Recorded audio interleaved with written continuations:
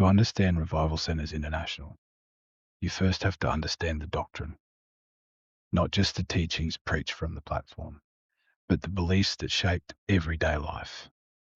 For many former members, RCI was not simply a church. It became a complete world, a world where salvation had visible proof, where separation from the world was deeply encouraged, where leadership authority carried enormous weight, and where leaving could come at a very personal cost. For those raised inside the movement, these beliefs were not presented as opinion. They were presented as truth, absolute truth. And for many people, that truth shaped almost every part of life. Tonight, we look inside that world. One doctrine sat at the center of the movement from the very beginning: the belief that a person must receive the Holy Spirit with the evidence of speaking in tongues to truly be saved. This teaching came from the Pentecostal revival movements of the early 20th century, long before RCI itself existed. But within Revival Centers International, the doctrine became deeply tied to identity. Members were taught that salvation was not symbolic and not based on belief alone.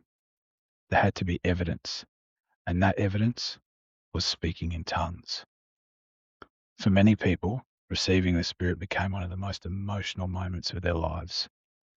People prayed for it, waited for it, feared not receiving it, and celebrated when it finally happened. Because inside the movement, speaking in tongues was seen as confirmation, proof that God had accepted you, proof that you are finally in the truth. And for those who struggled to receive it, the emotional pressure could be enormous. As the movement grew, another belief became deeply embedded into church culture: separation from the world. Members were encouraged to see outside influences spiritually dangerous. Other churches were often viewed as compromised or lacking truth entirely. Over time, church life became central to everyday existence. Meetings, conventions, youth activities, street witnessing, assembly gatherings. For many members, their closest friendships, their social lives, their future spouses, and their support systems all existed inside the fellowship. And slowly, the line between church life and normal life disappeared. Former members often describe growing up with a constant awareness that the outside world was temporary, unsafe, or spiritually corrupt. Not always through direct fear, but through repetition. Messages repeated year after year until the culture itself reinforced the belief. Inside was safety, outside was risk. And for those born into the movement, that worldview simply became normal. Inside RCI, leadership authority carried enormous influence. Pastors were not simply viewed as teachers. They were often seen as spiritually appointed leaders, men guided directly by God. Questioning leadership could quickly become questioning doctrine itself, and questioning doctrine could become questioning salvation. For many members, obedience was presented as protection. Stay faithful, stay in fellowship, trust the ministry. Because outside the fellowship, there was uncertainty, spiritual danger, and possibly judgment. Former members often describe learning to suppress doubts quietly, not necessarily because they were forced to, but because the fear of being spiritually wrong could feel overwhelming. For many people, the movement provided a certainty in an uncertain world, and walking away from that certainty could feel terrifying. But life inside the movement was not experienced only through fear. That's important to understand. For many people, RCI also represented community, friendship, purpose, and belonging. People built entire lives inside the fellowship. Friendships formed there. Marriages began there. Children were raised there. Many members genuinely believed that they were serving God sincerely, and many still speak positively about parts of their experiences today. That complexity matters, because movements like this are rarely understood through extremes alone. The same environment that brought comfort to some created deep pain for others.